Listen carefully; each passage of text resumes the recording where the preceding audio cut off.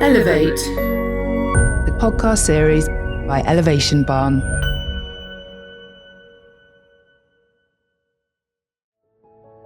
Follow your bliss. The universe is going to initiate you and say, how badly do you want it? And if you can make it through that process, then doors will open where once there were walls. The first 2 weeks when she got diagnosed and we couldn't tell anybody, it's just, this is what I'm going through. I think a lot of it had to do with belief, because one of the questions people ask all the time is, how's your son dealing with it? I'm sure you've heard the expression that we don't stop moving because we get old because we stop moving. So you want to increase your health span as well. But okay, you can be healthy and have low blood pressure and all that stuff, but if you can't move well, then it sucks. We all crave for more clarity of purpose in our lives, understanding how we can be more meaningful in the lives of others. But to be this, we need to understand ourselves first. Elevate helps us to reflect on our lives through the stories of our peers who have explored and discovered the hacks to elevate what's important and stand aside of what's not. In these episodes, we talk with leaders from all walks of life, sharing their stories so you can elevate yours. Please subscribe and join us. Explore your wisdom from these stories with others and join us in the barn to unite with new peers doing something of their own to elevate their importance. You'll be in great company. Eoin Finn is undoubtedly one of the world leaders in the unification of well-being and the different techniques of well-being around the world. And I'm fortunate enough to be here with him in Bali today to explore some of his new journeys in writing, in storytelling, as well as his journeys of the past and understanding the hows and the whys of how he's got to where he has as this global luminary in so many minds and hearts. So Eoin, welcome to the barn. Thanks for joining us on the Elevate podcast today. It's so good to be here, and it's nice to be introduced with that amazing voice. I feel so important all of a sudden. So you're elevating already. It's amazing. Yeah, just the accent. I actually put it on just, but we met many moons ago in Bali, and with Insia and Lion, and they were at the Green School. And Bali, you've made kind of your home over these last years between here and Canada. You were talking about Blissology back then and the power of building the world between your yoga craft and your passion for the ocean and your passion for people and community. And you were always this magnetic catalyst in our community whenever I saw you at events or experiences. But you seem to have cracked the code of balancing your well-being with the well-being of your family as well-being of the people that you guide. How did this all begin? What's your philosophy? My main philosophy is that there, like classical yoga, there's a light inside of all of us. And it's basically the way I summarize yoga to people is it's a process of subtraction. So people are really into self-improvement a lot, but I like to actually really think about relaxing into your greatness. And I think that this comes out most in nature. So my whole journey with Blissology, with life, the big question I'm always trying to answer in my life is what exactly happens when we get quiet in nature? Because I grew up in a small town in Canada. And even as a young boy, I remember being out in the woods and it just something beautiful would happen if I just stopped and watched the clouds or the wind on the trees. And that actually led me to the study of yoga, believe it or not. How old were you when that kicked off? I was actually my kind of 17 years old. Right. So I would say the journey into yoga came because I told you about the experience I had growing up in nature, like in a small town. Just one thing about that, I grew up in a small hockey town in Canada, but there was a lot of nature, and I didn't like it for the most part because Led Zeppelin didn't come there, and I wanted to be in a city where they came, but it was a really big impact on me. And like I said, when I was in nature, something beautiful happened. And so Joseph Campbell, who you probably know, but I'm finding when I teach a lot of people who are 20, 25 years old, they don't know who he is anymore, which is unfortunate. But he had a television series called The Power of Myth that came out right when I was graduating high school. And he said that if you wanted to have a spiritual experience, that the Native Americans, they believed that everywhere on the planet was spiritual. You didn't have to go to a temple or a mosque. You just went out into the forest and you would have it. And I'm like, oh my God, that's beautiful. That's exactly what I feel.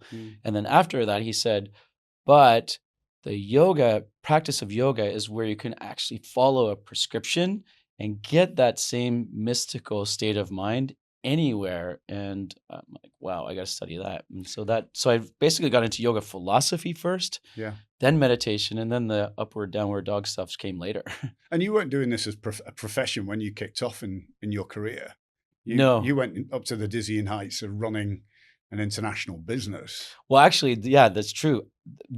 Well, the step before that is when I was in university, I studied philosophy. Yeah.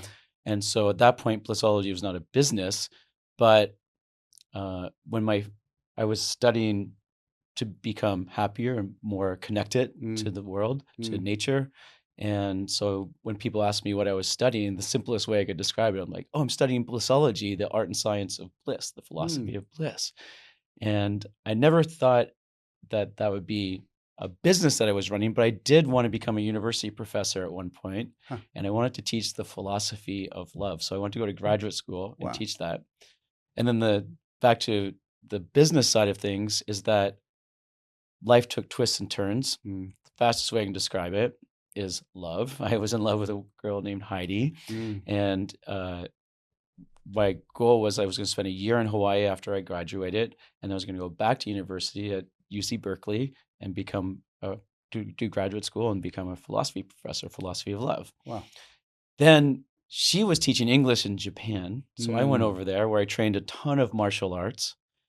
And then one of the guys I sparred with, his dad was the business that they have is called komten in Japanese. And basically, over there, real estate and construction is one company. They're not separate. Right. So they were building subdivisions with Canadian materials. And so he said to me one day, he goes, in the dojo, in the karate dojo, he said, if you can help us negotiate with these companies and save us 10% on these house packages, we'll give you 5. Wow. If you take 5%, can save us 5%, we'll give you 2.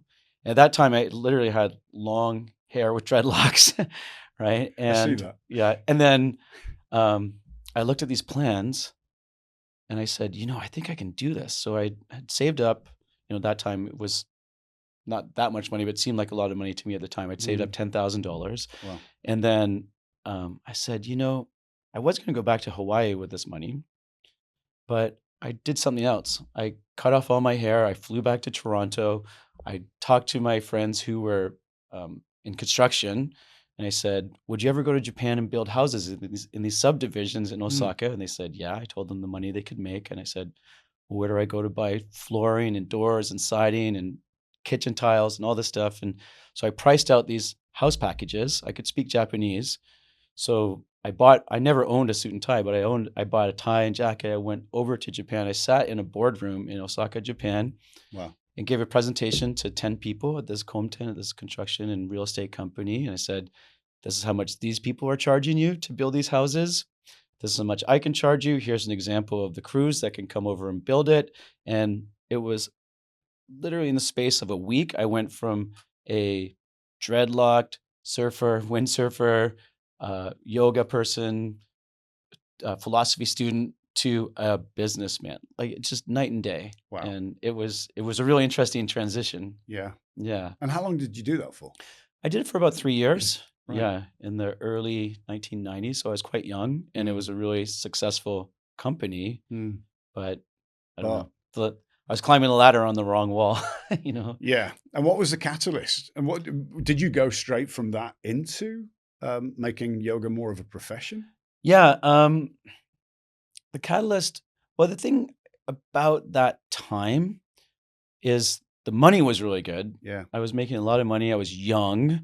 So I had the amazing experience of having nice cars and a beautiful apartment and a lot of dates and just living a dream for a 23-year-old. And, but the thing is, is that the way I was making a living was just not really aligned with what I wanted to do. Like I had to, I don't know if you know Japanese business culture, I'm sure you do, but Yeah. I had to get drunk with these guys. Like they, Yeah.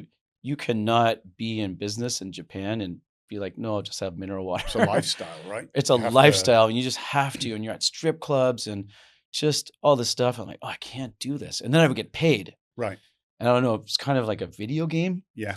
Where you lose your power, lose your power, lose your power. Like, this is not right for me. And then you get this check and you're like, oh my God, I can do this. Yeah. And so it's actually good for me because so many people find themselves in the golden handcuffs, but I've been through that experience. Right. And just to answer your question really quickly, there was one day I was living in Vancouver and I was really busy when I did this, and it was different time zones working with Japan. So I was up late. But there was a guy who lived across the hall from me. Mm. And I'm like, this guy looks really interesting. I should get to know him. I should have dinner with him someday. But the point is, I was just so busy all the time that I never did.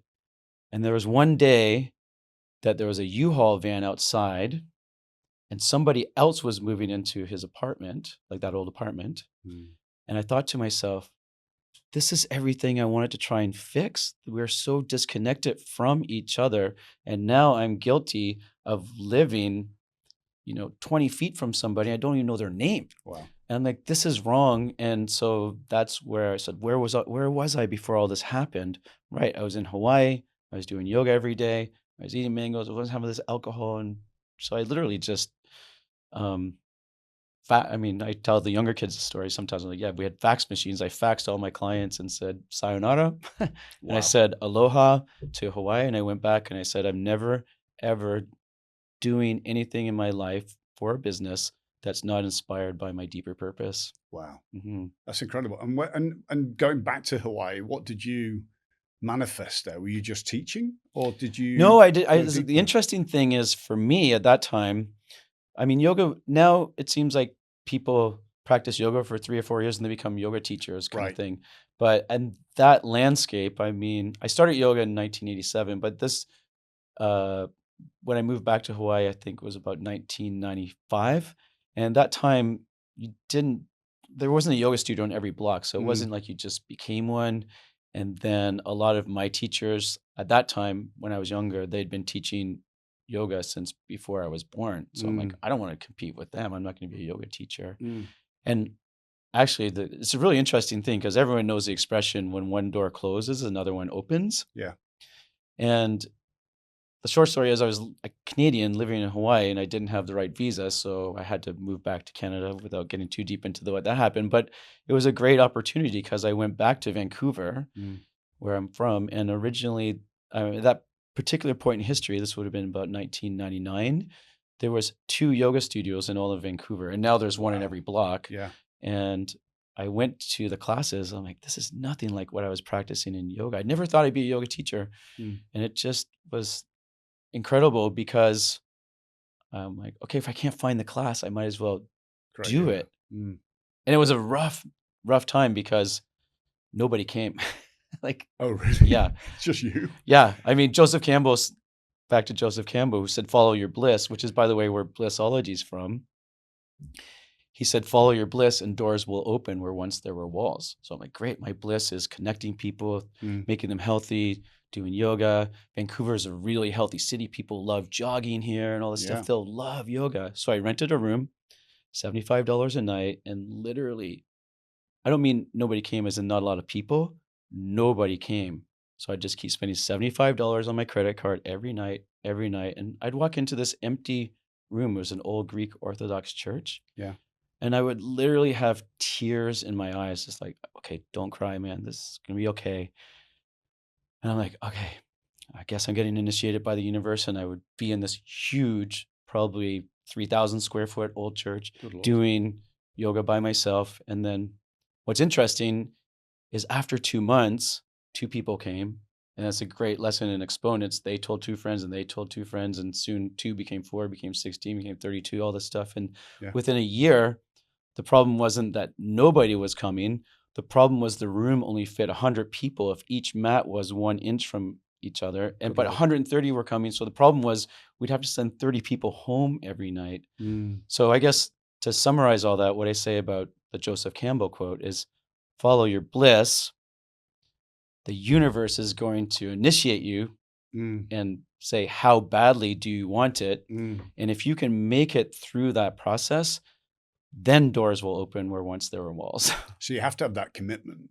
Yeah. To be able to drive it. You have to know. Did anything change? I mean, I want to go into a bit more detail on the philosophy of Blissology in a second, but when you started that, did you change how you were practicing, or have you been resilient in consistency to make sure that you would attract the right audience versus changing for the right audience?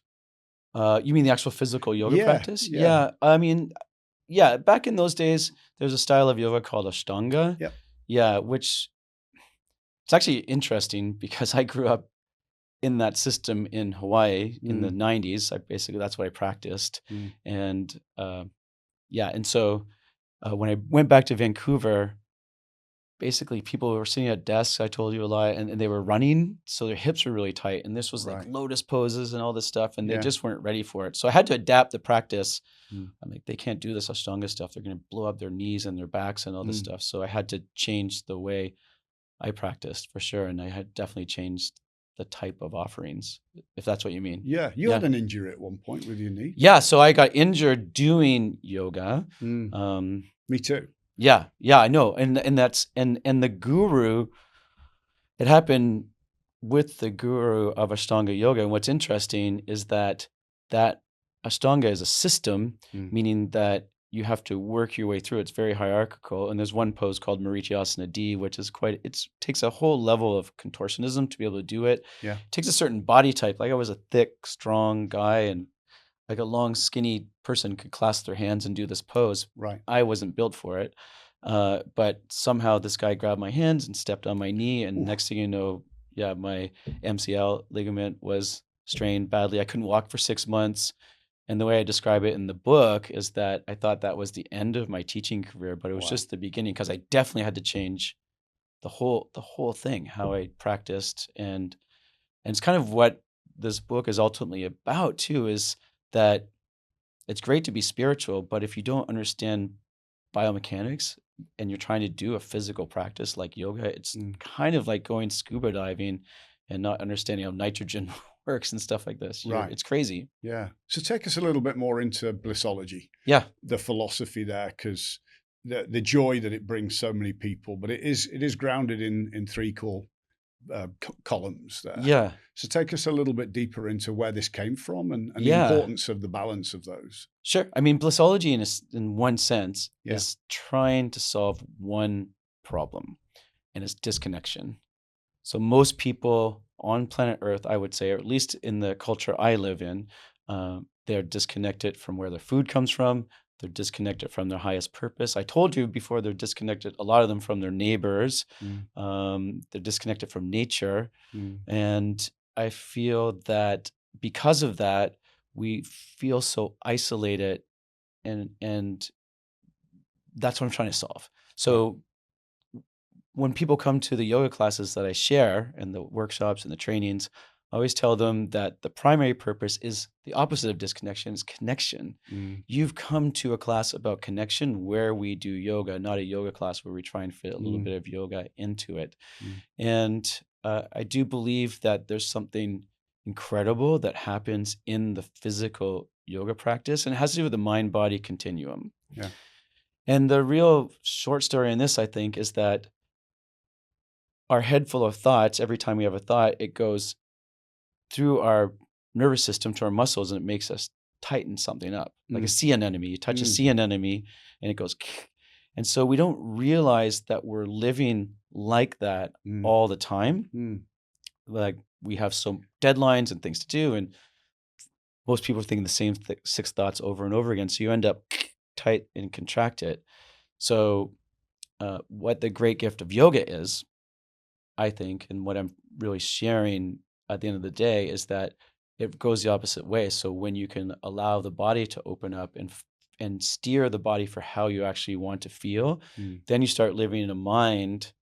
So as much as the mind affects the body affects the mind. Then your mind starts to go into a certain space, and you will feel that happiness is a process of subtraction, right? That kids are naturally happy, that people, generally speaking, have a place that's happy for no good reason inside of them, but we get all these stories stuck in our head, and that gets stuck in our body, and we got to move those out. So I'd say that's the primary place to start with the practice and with Blissology. Yeah, I mean, yoga's so popular everywhere in the world. I mean, even Lululemon was created in Vancouver. I mean, it's become commercialized to the nth degree. I was their second ambassador. Yeah. Oh, were you really? Yeah.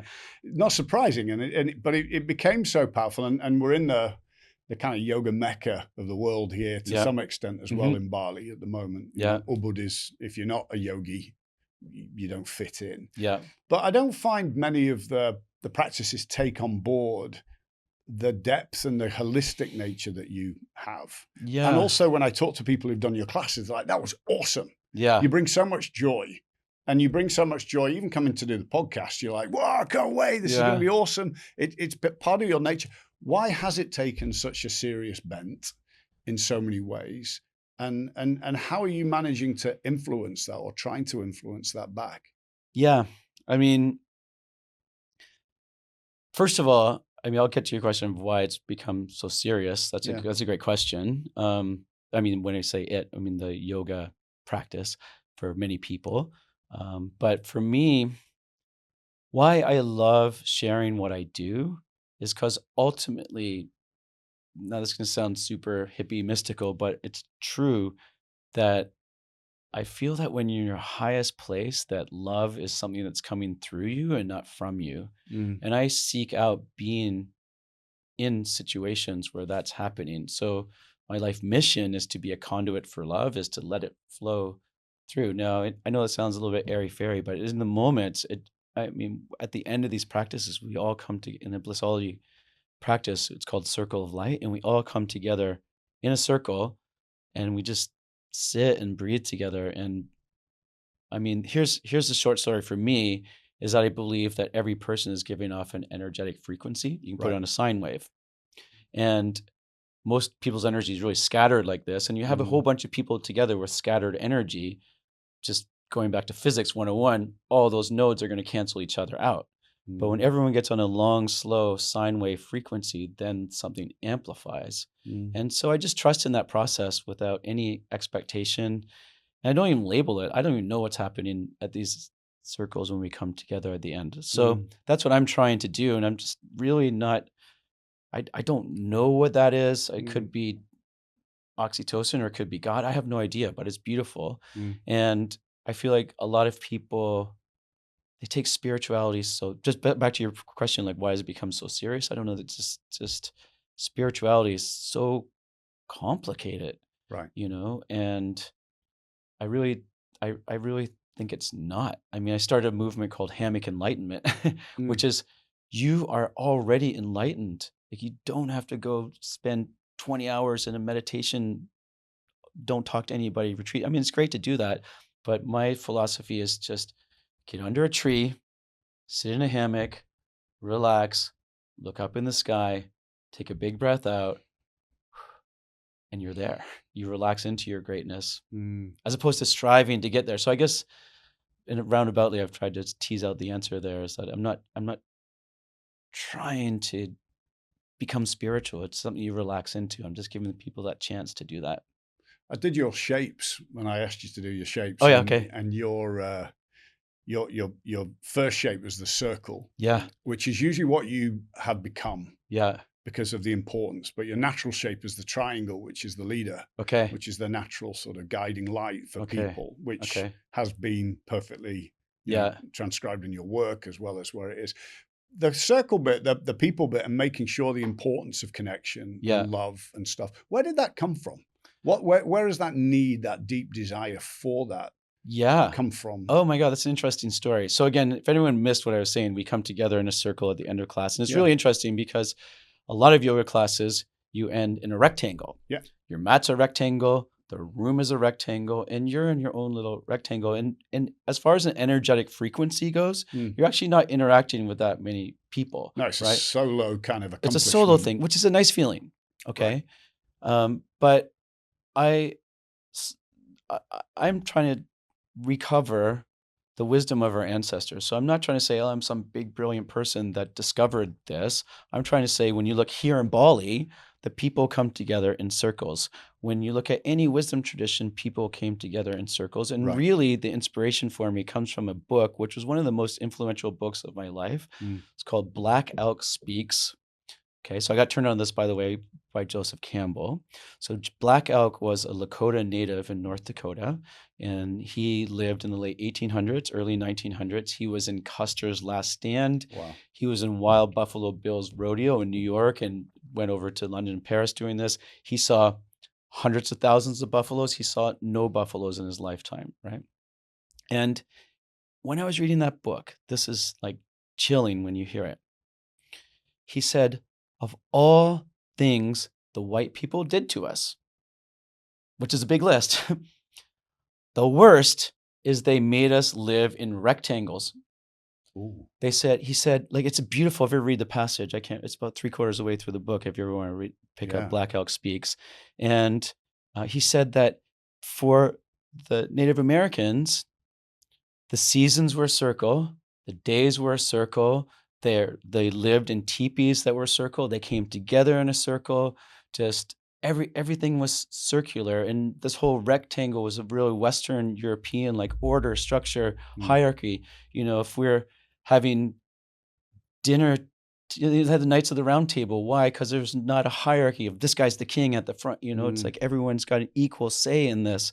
And so the circle is this beautiful symbol. And so once I read that, I just couldn't end the practices anymore in rectangles, and it really became this circle. And oddly enough, the Blissology symbol has a circle in the center of it.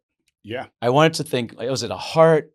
You know, and that represents to me this mystical place inside of us of deep connection to all life. And then it just goes out to our body and mind, to our friends and family, to nature, to our communities, and then out to nature. And we're trying to bring that same wisdom we find on the mat of treating our own selves well into all those other relationships. And so the circle is huge for me. Love it. I didn't even think of it it was a really interesting thing. Yeah. It's actually, you know, honestly, more than the circle is the blue that was drawing me in, like, because I love the ocean. Right. Yeah.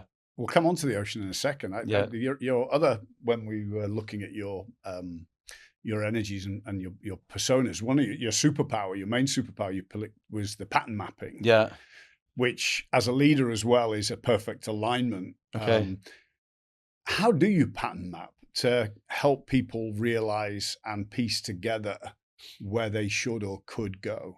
I think pattern mapping for me, when I think about it, is an extension of being in love with life. Okay, let me connect the dots, because I love life. I feel every single day. I mean, one of the best ways to be happy, and this sounds so obvious, but is to just sit down and really see yourself as a miracle of 36 trillion cells made of stardust that explode from supernovae every 10 seconds. You're made of that same nitrogen, carbon. But anyway, to just go like, wow, I can't believe I have this chance to be alive. And so because of that, I want to learn. Like, learning to me is religious.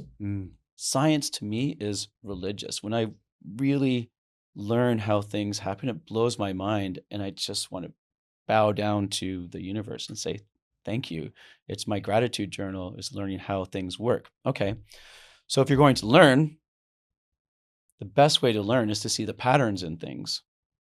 Because if you're trying to learn at a zoomed in level, at a granular level, it's really hard. I think, as we were talking about with what you're doing with Elevation Barn, I think it's important to see things at a meta level, a 30,000 foot view, and then zoom in, zoom in, zoom in.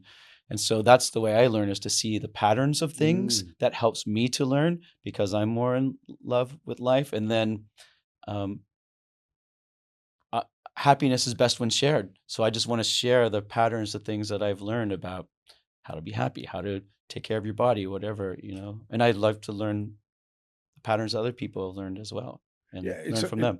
Yeah, I find out with your new book, Yoga Optimized, it's not just about the perfecting the craft as a chest beating, look how awesome I am. Right.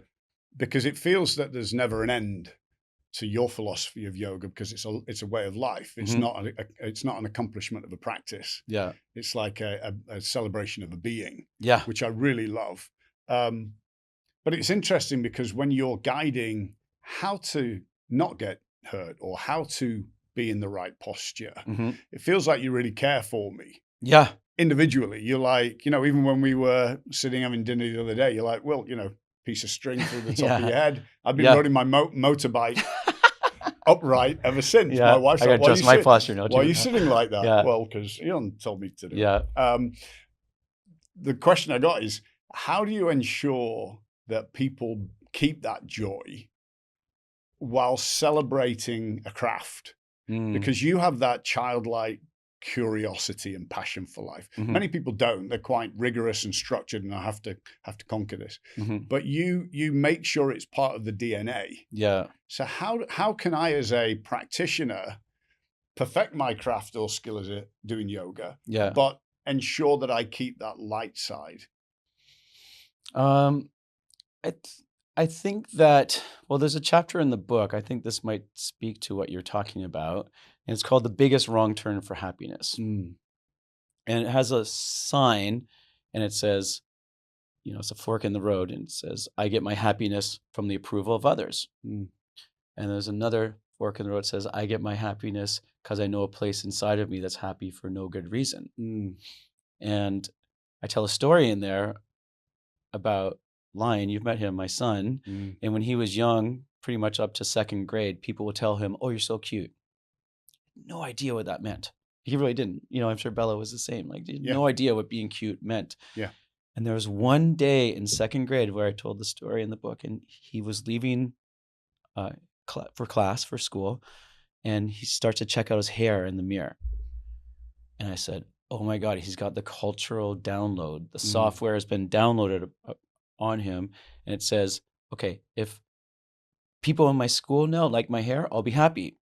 If people don't, I won't be happy. And it's just insane to me that if people came from another planet, they're like, you judge your self-worth by a bunch of keratin protein coming from your head?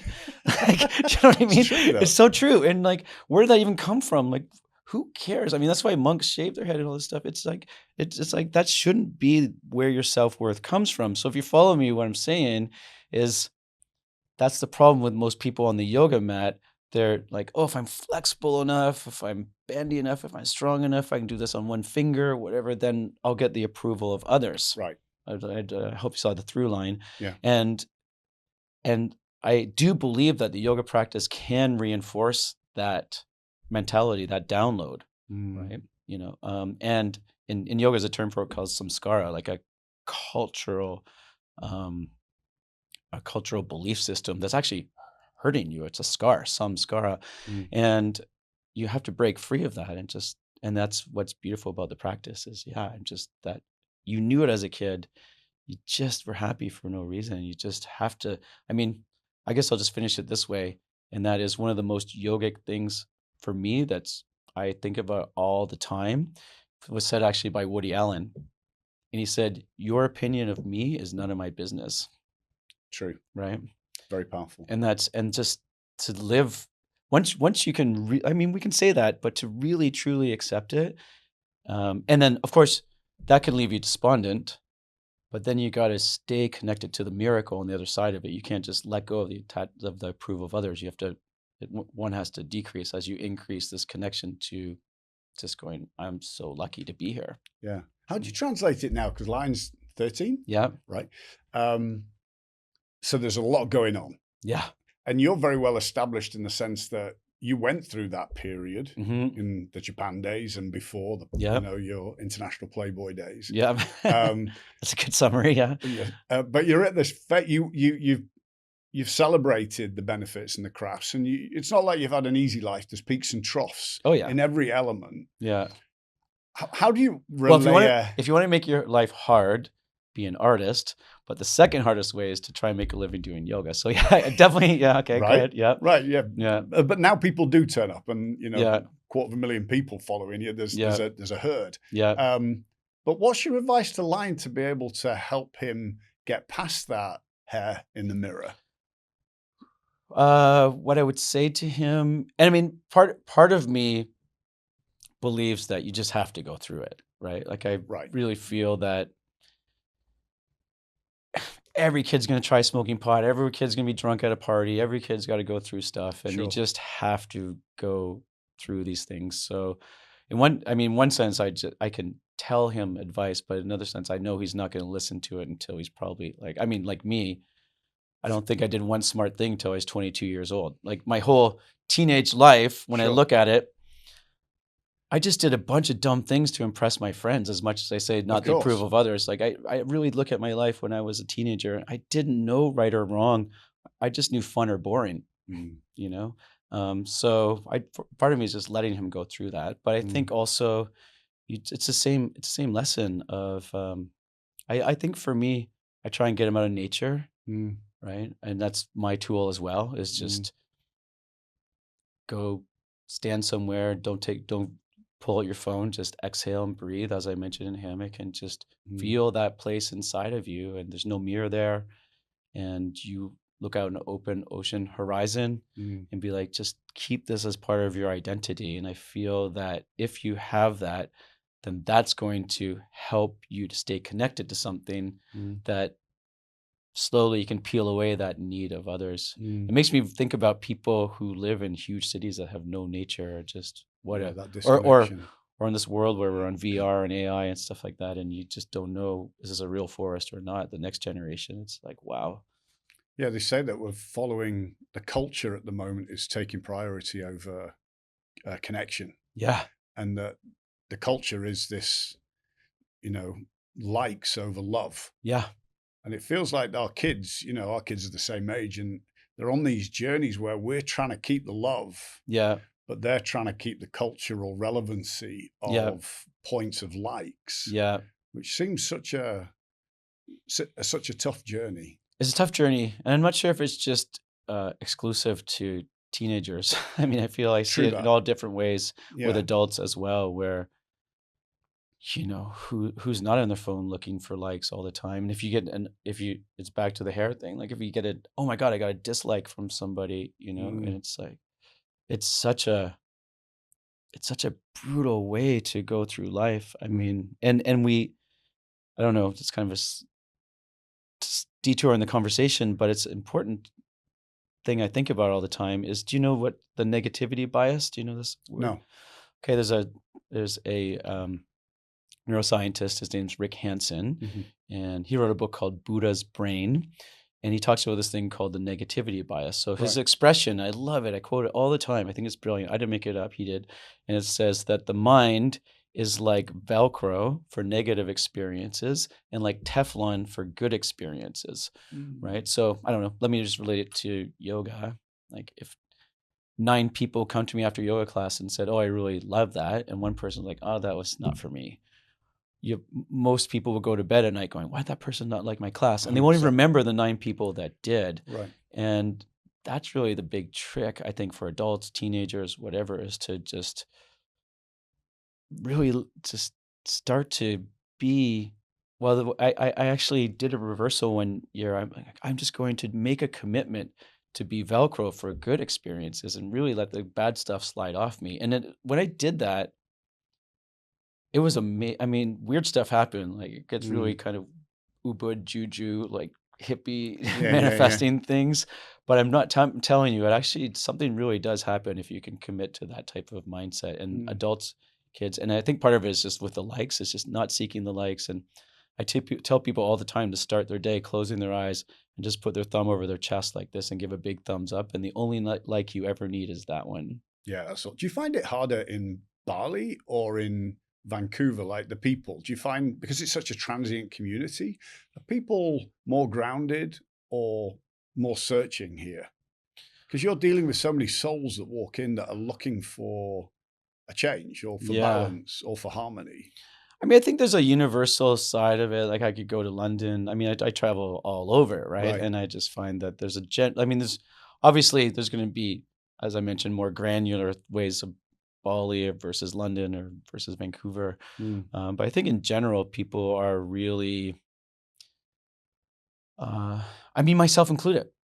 Like I feel if I don't do my practice, I don't know who I am after a few days. Like I really don't. I get pulled by the centrifugal force of life, and I don't have a center anymore. Yeah. And yeah, I feel like that just is part of being human, no matter where you live, you know? And so, yeah, I mean, the thing about Bali is there's so many different types of Balis. There's the Botox, big lip, Bali, and then there's the hippie, and then there's a Bintang Australian tourist surfer eating burgers thing. I mean, there's so many different types of Bali people, but I would say that, yeah, I mean, I guess what is different here is that it's not the office culture, right? You know, when you're dealing with people who are just coming from, I mean, just how do we call this normal? Like sitting down for 8 hours straight? Like for kids at school, for adults, this is actually a very brutal thing to ask people to do, and we don't even question it. Right. You know, so I feel that from a physical level, definitely there's a lot of like, whoa, I really need it to. I mean, most people when they come in that space, they're kind of like mannequins in a wig shop. They're just living from the neck up, and there's nothing connected to below. Yeah. So it's really, you have to plug that in more for them. Yeah, true. You've lived a life very connected to the water. Surfing's a very important element. Yeah. What's the ocean taught you for this equation? I have a whole book called What the Ocean Taught Me, actually. It's so funny. Yeah. But I think the main thing about the ocean for me, you know, of all the lessons out there, is it teaches you about interconnection, right? That a wave that landed here on the shores of Bali started, you know, somewhere down by Antarctica, you know, from a storm, and it traveled up, just one wave traveled from all that. And, you know, it's really, we talk about 7 seas, but it's one big ocean, you know, and all that water, all that current, it's all moving around, and it's so connected. And yeah, I mean, even in a bad perspective, you know, what gets dumped into the rivers in Java, what comes up onto the shores here. And For so sure. there, you cannot, when you're in the ocean, you know, you can't not see this great lesson of interconnection. And the beautiful thing about that, and this relates even back to yoga, is that that's what yoga and Buddhism, that's what they want you to feel, is that you are part of an interconnected whole, and don't get stuck on your own ego. And that's what ecologists want you to feel, is that you are part of an interconnected whole and don't get stuck on the ego and trash the place. And I think surfing can provide that experience as well. Yeah. When it's done well. I mean, it can be an ego activity as well, but when the mystical side of it. There's a lot of battle out there in the water. I've seen Neanderthal stuff.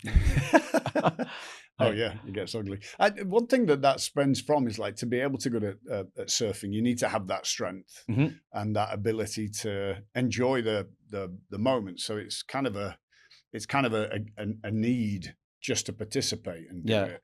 One thing with yoga seems very focused on flexibility. Yeah. But you focus very much on the strength. And the ability to adapt. Which seems quite different. Yeah, it's 100%. I mean, definitely looking at the body differently. I told you when I tried to make myself as flexible as I could, I ended up doing massive injuries. I mean, I told you about the knee injury to the ligaments, but even to the joints, like I was kind of had sore back all the time. Not all the time, sorry. Basically, it would be fine. And then every 4 months or so, something would flare up from the yoga practice. And again, I mean, the interesting thing to me is how adaptable our bodies are and how, because we're made of cells, how they respond to the forces all the time. And what I'm really trying to think about is the long game. So I want to be able to move well now, and I want to be able to move well in 80. And when I say move well, I mean pain-free, I mean fluidly, and with power, right? So a lot of people associate yoga with just, I want to be a contortionist. And, you know, I went to London to teach one year, and the guy's like, what do you do? I teach yoga. And he's like, oh, you're turn people into pretzels. I'm like, yeah, sure. Just let me across. But I wish we had this conversation, because I'm like, that's not what I'm trying to do at all. For sure. Like being a pretzel and being super flexible is not the best strategy for your joints. Okay. If you are going to do things like sports where you're putting loads on your body. Right. So the fastest analogy I can probably give you into this topic is if most yogis were bicycle technicians, they'd say, "Oh, I know how to fix your bike. Just unscrew all the bolts and take all the tension away." And then every time you turned, it'd be wobbly and all this stuff. And that's not the body you want to live in. Okay, you go to a CrossFit class and like, "Oh, I know what to do." You take all the bolts and you crank them up as tight as possible. And that's not the best strategy either. So basically what I've learned is that you need to have the right relationship with tension in the body. And when you get that right, then that will actually spread. Okay, this is not complicated physics. Everybody learned this stuff in 9th, 10th grade. That what you'll do is spread the load over multiple joints. So you'll disperse loads when you have them rather than concentrating them. If you don't have I don't know, what's the example? Let's say my right oblique is tight on one side, so it pulls my back. Like I end up side bending to the right all the time. Then if I do something under load, it's going to compress the right side of my vertebrae, which is not going to feel good in the discs of my spine, and it's going to create more wear and tear. And so what I need to do is to find the right amount of tension of the right relative to the left side, so that when I do put it under load, that compression gets spread and dispersed through the entire length of the spine. So when people tell me, "Oh, I'm so tight," I'm like, I don't care, as long as you're tight evenly in both sides, kind of thing. Is like, so I'm thinking about architecture. How when an architect looks at a building, that's what they're trying to do, is disperse compressive loads using the tension elements. Is this where you talk about movement span? Yes. Is that part of the 100%? Yeah. So the kind of segue through that is that when you do understand how tension and compression work in the body, and the key point in there is not just understand it, but can feel it. Yeah. So the tagline is yoga is a feeling, not just a shape, but you need to be able to feel, oh, is that pinching my back? Is that not? And make the adjustments, okay, which gets into the nervous system a little bit. But when you do develop the smarts and the understanding and the kinesthetic awareness to distribute those loads through the body, then it's incredible what happens. So the term I'm offering out to the world is a movement span, as you mentioned. Right. So everyone knows what a lifespan is. I don't need to explain that. But people like Peter Attia, great. And I wrote the book for Peter Attia, by the way. Like, he's my target. I don't know if you know who he is. He's a doctor. Yeah. I mean, he's really into science, and I'm just like, I want him to read it so bad. Anyway, he talks about this idea of a health span. Okay, and what I am introducing to the world is something called a movement span. Okay, so back to the health span. Great, you live to be 95, but if you're on tubes for the last 5 years, that's not the point either. My grandmother was in a coma for the last 5 years of her life, even though she lived to be 95. And it's a sad story, but so you want to increase your health span as well. But okay, you can be healthy and have low blood pressure and all that stuff, but if you can't move well, then it sucks. Yeah. Right? So that's what, and by contrast, if you can move well, and again, I've defined for me what moving well means. It means pain-free, fluid, and strong. Then that is good living to me. And that's what I wanted to introduce to the world, that if you are interested in that mission of increasing your movement span, which again is not using yoga, back to a previous conversation, to be a pretzel, then that's what this book is about, really. I love that. I love that when we were chatting the other day, you were like, "Oh, I went to the gym before." Yeah. And all the guys were coming up to me and going, "Dude, how old are you? And how are you doing that?" Yeah. That you're talking about being on the rings now. Yeah. And that there's it feels that you've managed to master back to that boyish curiosity that, I found something new that allows that movement to happen. Yeah. And living that. How do you trigger that? Do you just like at the moment, everyone's playing padel. Yeah. And they're saying it's so much fun. And I'm like, I'd love to play. And they're saying, do you play a lot? And I say no. And then, well, you can't play with us because you're not good enough. Right. So I'm kind of like, wow, what is the movement I should get into? How do you guide people to what is the right movement to allow the movement span for their bodies? Well, I mean, usually I do the opposite, like what do you like to do? Right. Let's say you did want to play paddle, for example, right? Yeah. You set that as a goal Yeah. and then reverse engineer it and say, okay, how can we design a practice that's meant for you, right? So I'll give you an example.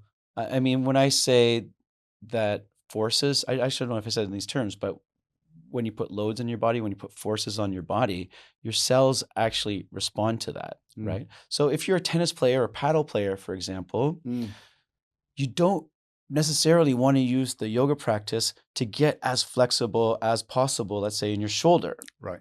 Okay, this is the detail I want to get into with people, because your tendons, your muscles, you want them to act like springs. Okay, you want to turn potential and kinetic energy. You want to use your arms like springs more. And so if you have, just a short story, if I make myself really flexible and then you go to do a tennis serve, just think of a spring that's too extended. You don't have this. You don't have the tension that you don't have the tension that you need, right? So we're going to go, okay, what type of body do you want? Okay, how do you need to do the full splits? Probably not, unless you're a hockey goaltender, but you don't need to be like super tight either. So we're just going to set realistic goals for that. And don't worry about the person beside you that's 22 years old that has her head on her shin doing the full splits. Like, don't worry about those people. Just, again, your opinion of me is none of my business, and do it for you and put the forces on the body that's meant for you. And then, we could look at things and go, okay, well, you are using this right arm all the way a lot, but you're not using your left arm, right? So that's going to have real serious effects. This side's going to be stronger. You're going to get the shoulder pulled forward more, this one not. So we do have to counterbalance that. So what can we do to make this one stronger? So their tension is balanced on both sides of the body, and possibly make this one longer, but not again to the point where it's losing power and spring load it.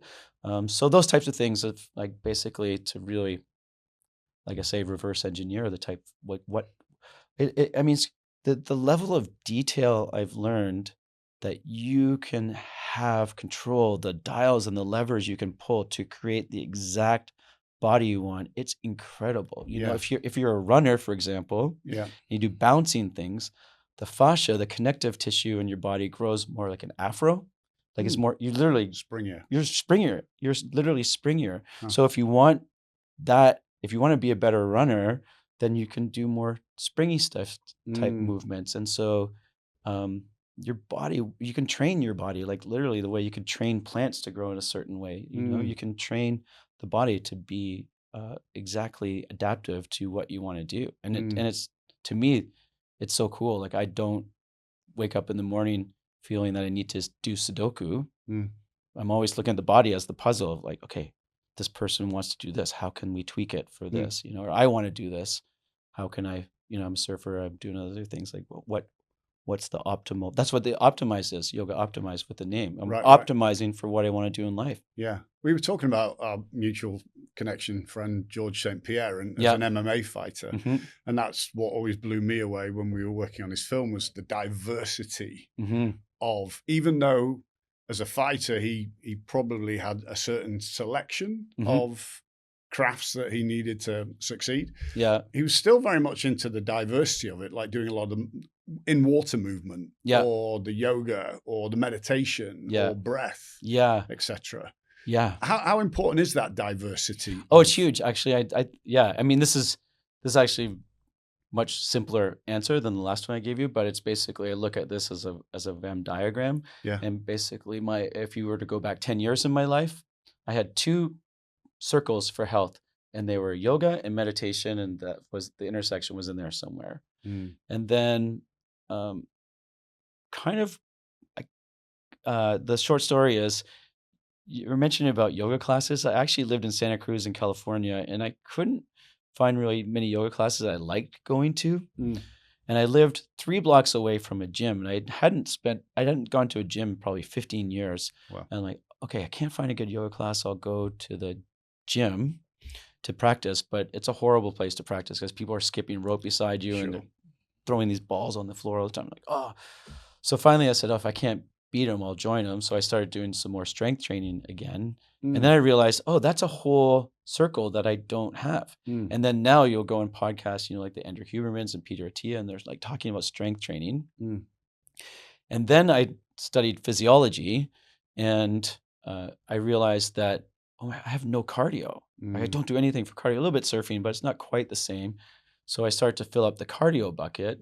And so for me now, the perfect intersection, even with yoga, if you don't like the word yoga, I would call it mobility. There's mindfulness with meditation, and then there's strength, and then there's cardio. And that's where the intersection is for me now, isn't that? Right. I think that's what Georges St-Pierre or people like that are probably living in that center place. And I still feel like even the Peter Thiel and Andrew Huberman, these types of people, there's just strength and cardio, and that's their only circle. And I'm just like, you're missing some. You can't move. Like, great, you're strong, but you can't go through life being the Tin Woodsman. True. Right? Yeah.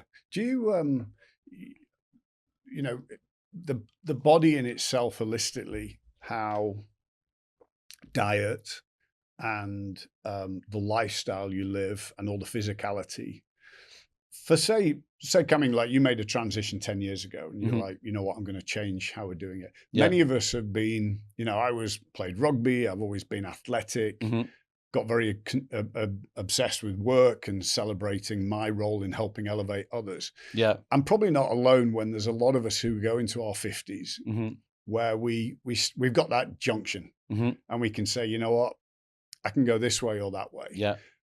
Are there some simple principles or processes that you can guide people with just to keep on the path, but also make it a new path of higher purpose? Yeah. You're talking physically? Physically and mentally, because I think it's a holistic game, right? Yeah. Yeah. I mean, let me start physically and then we can extrapolate that into mentally. Because what I would say is the first place I would start is beliefs, right? So one of the things that bums me out the most is when people are 40 years old and they say, oh, my back's sore now. I'm supposed to have a sore back. And I'm like, you're actually not. Like, it's actually incredible what the research is saying, that you shouldn't be actually that much slower in a marathon, for example, in your mid 50s than a high schooler. Right. Right.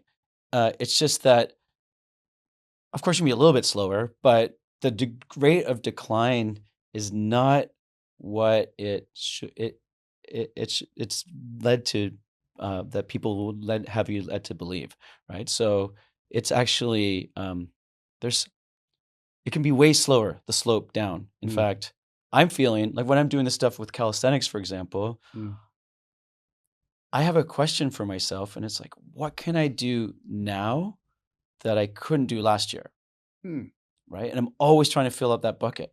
And I'm amazed physically, like this front levers and these things that I didn't even know they existed. Right. Right. All these shapes with my body, and there's huge strength things. And it's still possible to improve. It's not like people look at me when we go to the gym and I'm doing this stuff, and and they're like, oh my God, how old are you? I say 56. And they're like, wow, that's amazing. They think that I used to be doing this stuff when I was 17. I've had these skills. Right. I'm like, Muscle memory. I didn't know I didn't even know this was a thing a year and a half ago. Wow. You know what I'm doing. And so back to the point is, it has to start with belief. And you know, one of my heroes is a guy named Thomas Hanna, Hanna. He died a long time ago, but he started this thing called Hanna Somatics. And that was kind of his idea, is that you had to start with belief. And so he was in his mid 60s doing backflips on trampolines, right? And so a lot of it is neurological. So I'm sure you've heard the expression that we don't stop moving because we get old because we stop moving. Yeah. Right? Maybe, I don't know if you heard that, but I Yeah, didn't make yeah, it. yeah. I'm not trying to take credit for it. It's on a bumper sticker somewhere. And, but he was really living into that. And it's so much of it, but he had this expression. So first of all, he said, you have to change your belief. Okay. But okay, let's say that one's done. The next thing you had to change really is your neurology. Okay. So the short story on that is, if you don't use it, you lose it. Right. So he has a term called sensory motor amnesia. So it's as simple as, if you got what I just said, then neurologically, if you don't use certain nerve pathways, your body doesn't use them anymore. It's like it's like a jungle path, to use an analogy, that's worn over with vines. And you just can't let those vines grow over your pathways. So that's back to your Georges St-Pierre and people like that. They're doing many different types of movement. Like even me, that's why I realized is I was moving well doing yoga, but I wasn't filling up these other ways of moving. Right. So we can talk about neurology, we can talk about neuroplasticity, but I wasn't moving in all these different ways. So you got to basically, you need to find different ways of challenging you in all different buckets and really enjoy it. So what do we get there? We got the belief, you got the new neurological pathways. I think you have to fall in love with skills. I do think goals are good. Like, I mean, people say in yoga, oh, don't have an ego, leave your ego at the door. And I'm like, you need where did that come from? If you didn't have an ego, you would still be in bed this morning going, I don't matter. Yeah. That apple is more important than me. I'm like, no, you just can't make your ego do dumb stuff. Right. Like, if you have too much ego and you're doing these things, you end up doing really stupid things and injuring yourself, which is how I got injured. And so I think setting realistic goals is good. Like they have to be, if it's just even something simple, like, I mean, the most ridiculous things of, I'm gonna do 10 minutes a day on this bike or whatever, just start somewhere, set a goal and just gradually level it up and just what's realistic, what can you do? So belief. My brother-in-law actually got me going with that. He's like, you should do press-ups. And I'm like, dude, don't do press-ups anymore, Press up like a pull-up? No, just on the floor. Push-up. Push-ups, Yeah. push-ups, press-up, push-ups. Yeah. And he said, no, you'll do 30 within a week. And I said, yeah, I can't. So I did the first and it was pathetic, 7 or something. Yeah. But the next day I went to 15 and the next day I went to, it was as though the body was celebrating that I'd woken it up to do something that I was capable of. Yeah. But my mind had said I couldn't. Yes, that's the belief part of it. So that belief is so critical that it's so just critical. give it a go, even just give it a go and give it a go a certain number of times. Yeah. Triggers it back in that you can. Yeah. And I mean, that's for me, if I'm on, a soapbox, part of it is saying like, just stop believing that your body has to break down. Right. Get the Teflon going so that you can pass it off. Yes. Just let that go. I mean, don't do stupid things either, but like, I mean, here's the weird thing about human nature. I meet people and they're like, I've been working at my desk for the last 2 years. I'm going to go run a marathon. I'm like, what are you thinking? And then they end up with shin splints and sore knees and all this stuff. I'm like, that is just ridiculous. Yeah. Right. That's not, and I don't know why humans are so like, so I guess there's another side of this of being smart. Right. Right. Simple steps. There's progressions and just take these progressions and you got to do it in bite-sized pieces. Like when you were told to, or when you figure it out, like I'll do 8 today and that'll be 10 next week and that'll be 12 the week after, which is so obvious when you say it, but I think that's the thing though. It all is so obvious when you say it. Yeah. But in your head, it gets so complicated. Like I shouldn't have that glass of wine before bed. Yeah. It's pretty obvious. You just put sugar in your system. You're going to be up or you're going to dream more. Yeah.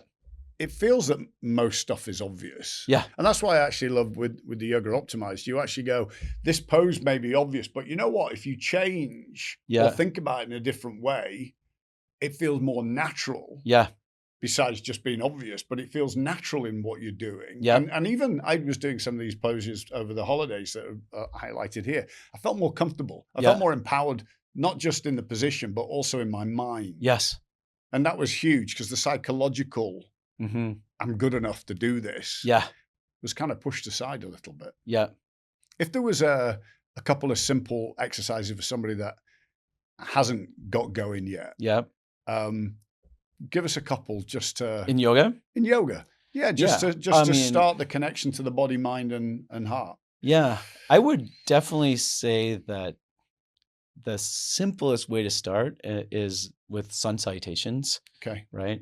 I think most people probably have a general sense of what that is, but so what's good about that is it involves movement. So basically, you inhale, you reach your arms up, and you exhale, you fold. You inhale, lengthen, and there's just I feel that it's such a whole practice in its own, and so one, it moves the body in so many different planes, right? I mean, you're actually on what's called the sagittal plane, but you're actually doing so many anatomical movements, extension and flexion of the hips, all this stuff. So that has such an amazing effect.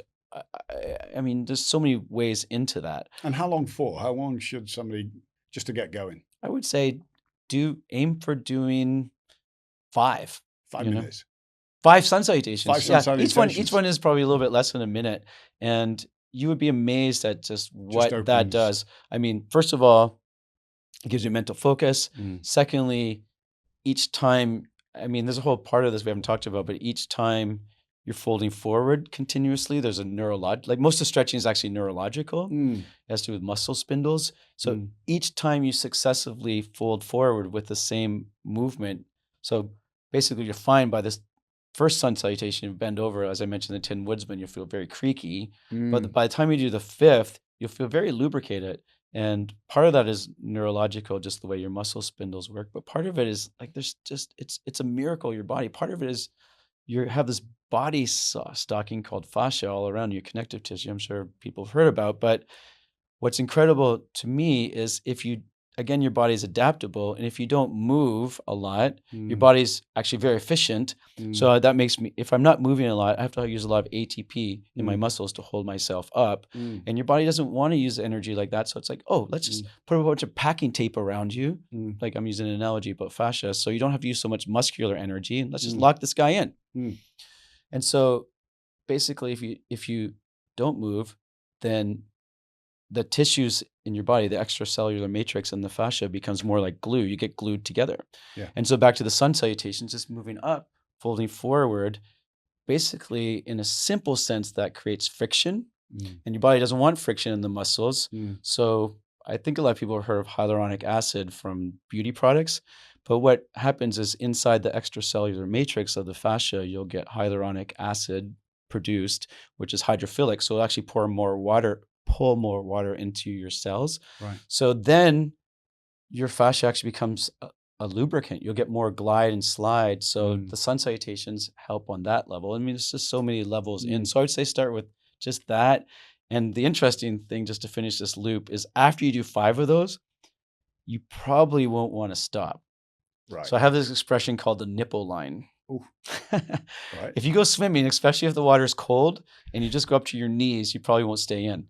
But once you've gone up to your nipples, you're just like, committed. I might as well just jump in. Yeah. Right. So you do 1 or 2 sun salutations, you're probably not above the nipple line. But once you do 5, you're like, oh, I only set a goal of doing 4 minutes of these sun salutations. But you're like, oh, I'm going to sneak in this triangle pose and this one. And so you kind of get above the nipple line, and you'll find that you want to sneak a couple of other poses in there as well, just by aiming to do 5 of these things. And fueling the body is so important. Like Insi is a Ayurvedic expert, your wife, and inspired us. Actually, did our podcast many years ago, but inspired that thought. But even when we were chatting the other day, you're like, yeah, you probably lose 1 to 2 liters of water at night. Yeah.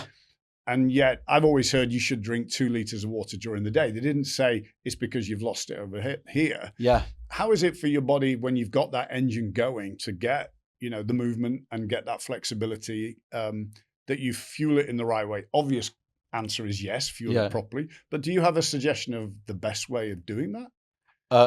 You're talking about actual diet? Correct. Just fueling you in the most holistic way. Do you have a philosophy? Oh God, I feel diet's such a barbed wire topic, but I also feel it's so customized that I hate giving blanket diet advice. Right. I mean, even with Ayurveda, they have 3 doshas, so you fit into 3 main buckets. So if you're this type of person, then this other type, without mentioning too much about Ayurveda and the different doshas, that's not going to work for you. So I feel that. Right. I do feel, I mean, obviously there's going to be blanket things like you need your macronutrients and a certain amount of them. People debate, do you need 1 gram of protein for every pound of body weight? I don't know. Like, they'll probably change that type of science in 10 years. They'll have different numbers. Yeah. But yeah, I think that for me, in a general sense, I would say just keep away from processed food. Right. I mean, really, when people ask me about diet, they ask, how do you eat? I'm like, I just party like it's $18.99. Meaning, to get it in. Meaning, back in 1899, an apple was an apple. You didn't have an organic apple. When you think about it, the term organic apple is actually redundant. Like, you don't need organic anything. It's all carbon-based, it's all organic, and so we just need a label that says this is industrialized, profit driven food with that. And So just keep as much of that stuff out of your diet as possible. And then I think there's going to be a lot of, I mean, that's meta level, but then there's going to be a lot of individual tweaking that can be done. Right. And it's going to vary a lot person to person as far as, what their ethical philosophy is on food, but also what their body's needs are. I mean, some people probably need more protein than others, and where do you go for guidance for you besides the wife?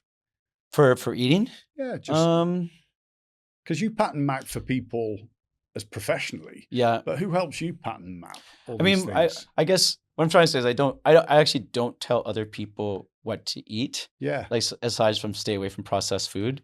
Like, if you really want to start a war with somebody, ask them their opinion on milk and, whatever. Right. And I would a barbed wire topic I don't even want to wade into. Yeah, of course. And, in India, it's sacred, the ghee and then other people are vegans and they're like, whatever. And I'm like, I don't want to even enter that arena.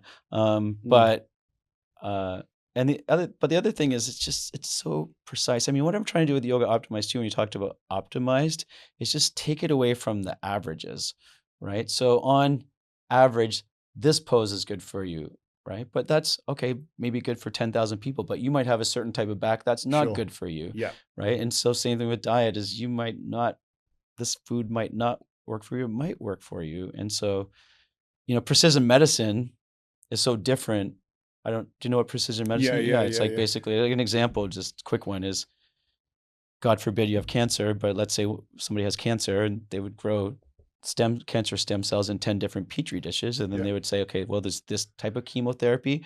Okay, the national average says this will reduce your tumor by 60%, but it didn't for you. And this one that's actually subpar actually works amazing for your own genetics. So we should use this chemotherapy. I just feel that's the smartest way to go through life in general, is to not. What's and right so, for you? yeah. So once I start giving these blanket diet advices, I leave that whole arena, and that's really not a space I want to be in, kind of thing. But, yeah. We've both been family members that have got cancers and got a lot of people that have been on different journeys. And, I remember my mum when she was sick, she had told to eat a bag of carrots every day, and she went orange, and it was kind of surreal, but there are so many different ways, but you've got to learn what's right for you and follow your journey and everything. Yeah, it's a big topic for me because we've talked to her name a lot, but Insia is my wife, and she went through a cancer journey, and it was incredible how many people gave her, we talked to this a little bit at her house the other day, how many people gave her diet advice,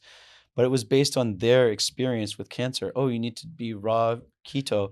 And I think she would love to, like, she loves vegetables. She would love to be raw keto, but she had colon cancer. She had a ileostomy, so she had to poo in a bag, and any fiber at all would mean that her intestines got clogged, and we'd be immediately in the hospital overnight with intestines that are clogged from fiber because it's just too much. I mean, it's too much for the body. It's too much. It can't process that much fiber in the tube. Basically, it's plumbing. And so, yes, raw keto worked for somebody, right? Yeah. And it didn't. I told you she weighed 90 pounds at one point because she was having all these problems with the digestion. She would go without eating for 12 days, and people are saying, "Oh, you need to fast because cancer loves sugar, and just cut all the sugar and you'll starve the cancer." But it's like, well, she's going to die. Like, you can't be much lighter than 90 pounds, And so that's, and so back to the point is, I honestly feel if Insia wanted to become a millionaire, she could write a book and say, this is the Ayurvedic way to treat your cancer. But you know what? It's actually really irresponsible because all these people are going to take it for the cancer. Like, even within cancer, there's so many, like, some cancers mutated 4 times, 1,000 times. Like, there's gonna be so many different levers and dials, like I keep talking about, that's irresponsible to say that just because this worked for me, it's going to work for you. Even though I could make a ton of money doing that, it takes real fortitude to say, I'm not going to go to that arena. Yeah. And it's the same with the practices as well. It's like, if the practice isn't right for you, or the way of doing it's not right for you, then listen to yourself. Yeah. Or, I mean, where I'm going to with this book is to know what to do, right? For example, there's a pose in yoga called wheel pose, right? You know that you lie on your back and you press yourself up, and so your belly's facing the sky. And I'm just trying Can't to describe do that one either. Yeah, I'm trying to describe it in case people are just listening; they can't see. Yeah. Okay, so then, what I've learned is that it's one of these poses that it's basically like going to Disneyland. You must be over this tall to go on the ride, meaning that if you go to a Stairmaster in the gym, there's level 1 to 20. And you can, if you're not that fit in a cardiovascular way, you can just set it for 4 and work up to it. But for this pose, there's actually no way in. It requires a certain amount of what we call shoulder flexion and spinal extension, hip extension, all this stuff. It requires a certain amount of that. Doesn't mean you're never going to be tall enough to get on the ride. Yeah. No, it just means when everyone else is in the yoga class, if you just try and push yourself up into it, you're going to hurt your back, you're going to hurt your shoulders, you're going to hurt your wrists, you're going to have a miserable time and never come back. Right. But what I'm trying to tell people is like, there's an intelligent way to do this. Go to a wall, put your hands on the wall, stretch your chest, and you will get pec muscles that are longer. You'll get lat muscles that are longer. You'll stretch your abdominals, and do that for 6 months. And then, as the analogy goes, I've already used it, it's just you'll be tall enough to go on that ride. And so be smart. And it's, again, just you can't do what's average for everybody else in the room. But it takes wisdom. If you don't understand, like I used the analogy previously, so just sticking through that through line, if you don't understand these simple things, it's like going scuba diving without understanding nitrogen balance and stuff like that. So yoga seems simple, but there's a lot of physics involved. It took you 10 years to write the book. Yeah. And you said you rewrote it 3 times. And what really I thought was beautiful was that each page really took 30 days. Yeah. And that focus. That's on the last writing. That's not including the 2 that I threw out. Yeah. I just want to reflect, because Insia is such a powerful force, and she has been in so many people's lives here in Bali as well as in her global community. Yeah, she's missed. Now she's back, she's powering it, she's doing all this incredible work again. What changed in your life when you went near the void of the pain of her going through that cancer? Because I got goosebumps when things were happening. I was like, fuck, how's Eoin and Lion coping, and how they're coping as a family unit? And I wonder how it's changing his work, because he leads so many people. Yeah. How has that? Well, first of all, I definitely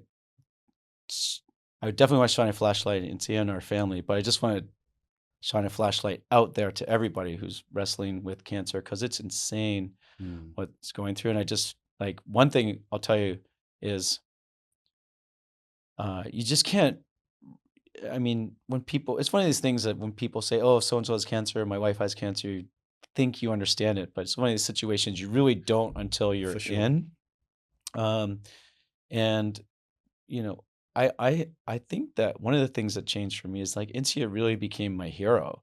Like, I really saw for so her. many of us. Yeah. I mean, I think a lot of it had to do with belief, because one of the questions people ask all the time is, when she's first diagnosed, I think Lion was 10 at that time. And so for a 10-year-old with a mom with cancer, people ask all the time, like, how's your son dealing with it?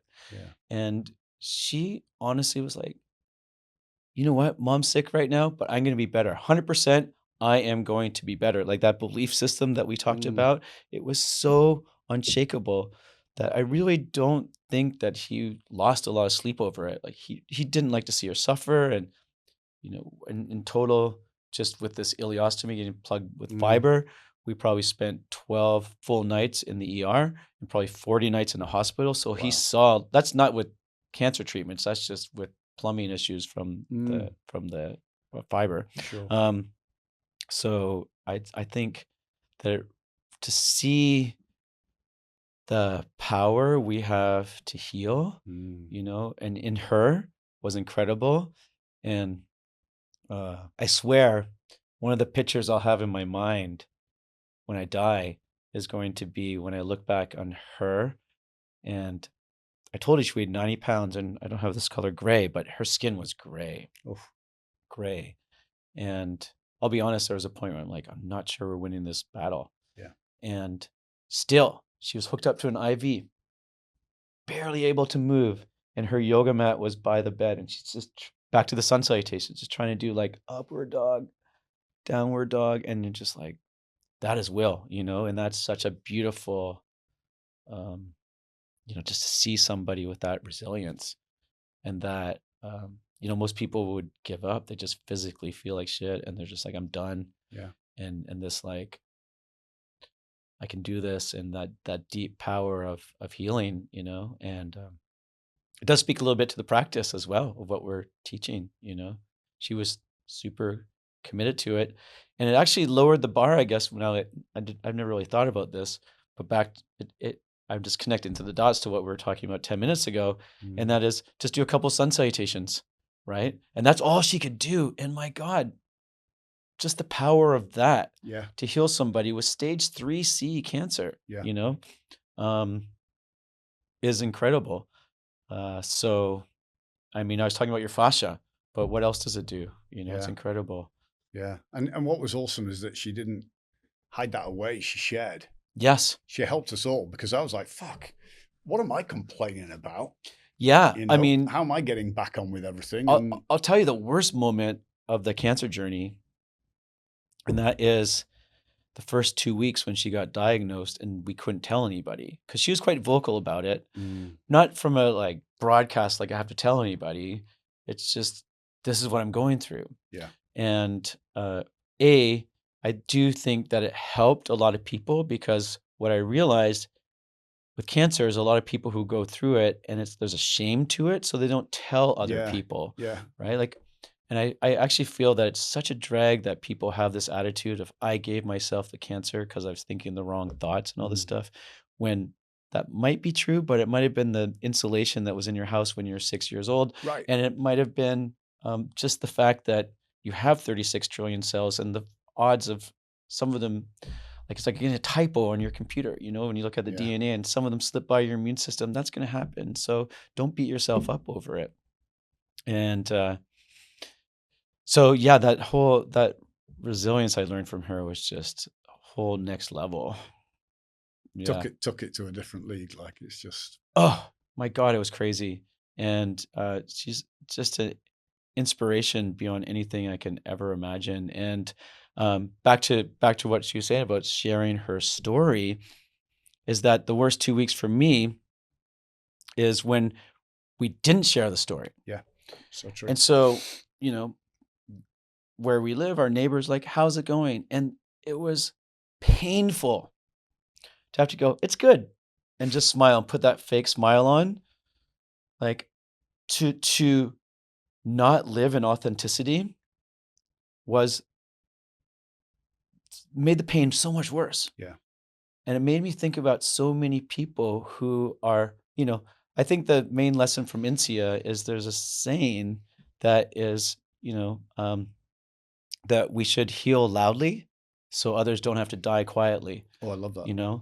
And that is really what happened through that experience. And basically in the 2 weeks where we didn't tell her, I felt like, even though I didn't have the cancer, I felt like I was dying quietly, because I couldn't, I wasn't happy, but I had to pretend I was. And in that, there's a dissonance there. And it was so hard. And I realized how many people are quietly going through. I mean, that's why we have drug problems and all that stuff, because people are not able to process their pain, and they just feel like there's something wrong with me, and everyone else's life is so perfect. And why am I feeling this shit inside of me? And we just have to get real and create. And that's part of Blissology, bringing it back, is that in those circles where we come together at the end, as much as we make space for light to come in, I think we need collective human places where people can let go of their grief. And, it's not like we're having big Ubud grief circles or something, but you do make these experiences where the tears can be released. Sure. And I'll just maybe bring it full circle. Like, even the Blissology symbol is part flame, because the great joys bring you to that white circle of connection inside, but so do the tears. And I'll just tell you one quick story, and that is just finishing the loop about living without being able to let your painful emotions out, which is the biggest gift. The biggest gift of the yoga practice, you know what it is for me? Releasing stuck emotions. Wow. And that a teacher of mine, not even of yoga, I studied body and mind psychotherapy. Her name's Susan Aposhian. She has a term, and I don't even need to explain it because it's so potent. It's only 2 words. It's called emotional constipation. And too many people on the planet are living emotionally constipated, and they don't have ways to move this from, okay, I'm going to bring it back physically where we started talking about. Like now I have more context. You have a thought like, oh my God, I have cancer and everyone else is so happy. That contracts your body like a sea anemone. Right. And the yoga practice, back to Insia's healing process, is then you release that. And then the thought of like, oh my God, I can do this. You by changing your body, you will change your mind. And so if you don't have this outlet to release stuck emotions, so with you're doing it in a great way with the Elevation Barn. People have community conversations about it. That's another great way to really just have, one of my missions is also to create spaces of authentic human connection. Part of that authentic connection is like when people are doing a Blissology training, for example, I tell them they're here for one reason, and that's to answer the most simple question in the world. How's it going? Right? And okay, it's good. There's a lot of things going on, but man, there's a lot of shit also. Like, yeah, so and so has cancer, and this is the problems going on, and like, and to have and to really like, when you really think about that, we don't have many spaces in life where people can come together. Safe spaces. We have bars and alcohol. Yeah. But and as good as paddle is and stuff like that, and going to the gym, it's good, but it doesn't help you to process that. Absolutely. So just one last thing about being stuck emotionally, a little story, is we used to own a vacation rental property on the west coast of Vancouver Island. Okay. You can't imagine how much it rains there. It rains 14 feet a year. I'll just let you visualize that, right? What is that, 3 meters or something? It's insane, right? So more than 4 meters, right? So it rains so much that they didn't want to have what they call leaky condos. Okay, so you take a leaky condo is when you're all the moisture. This actually has to do with that story about the breathing 2 liters of air out, water out. Right. Okay, so basically you wrap it in Gore-Tex, kind of just Tyvek. I'm sure you know what that is, but it's a building wrap around that stops the moisture from getting in. So basically, they thought in this building, because it rains so much here, we're going to double that layer up. Okay, no moisture is getting in. Suffocate it. But what happened is, as I mentioned, when you have a shower, that water has to go somewhere. You're breathing off 2 liters of water every day. And so you have 5 people living in a house. Where's that water going, right? The fact is, it can't get out. And that's what I realized in those 2 weeks where I had to pretend everything was all good, and it wasn't all good. It was horrible, that I was living like a building that was double wrapped in Tyvek, and emotionally, I was rotting from the inside out. Yeah. It wasn't, and so I feel that that's one of the biggest problems we have in life, is that it's not that people are mean to each other. It's that back to the disconnection that I'm trying to solve. It's like, it's not that I'm mean to you, I just don't care. And so I've got my own Tyvek around my own building. I've got my building shrink wrapped, and I'm not letting anyone in. But in the process, you're not letting anything out. Right. And so living in this guarded way emotionally is it's messing us up. That's definitely causing diseases and breakups and mental health issues and alcoholism, all these horrible drug things that are going on. And so back to what you're doing with Elevation Bar, and what I'm trying to do with Blissology again, is just have places, and I'll say it again, to answer how's it going, and to know that you have a safe space with people who truly care, and to be able to cut that Tyvek and let the moisture out. Yeah. Dude, I love it. Yeah. You have a safe space with us. My last question is a simple one, because you help so many people all the time. Yeah. Elevation Barn is now over 600, leaders from different walks of life. Yeah. Who have done different journeys. How can we help you? Oh God. That's a good question. I think we're doing it right now. Yeah, to share what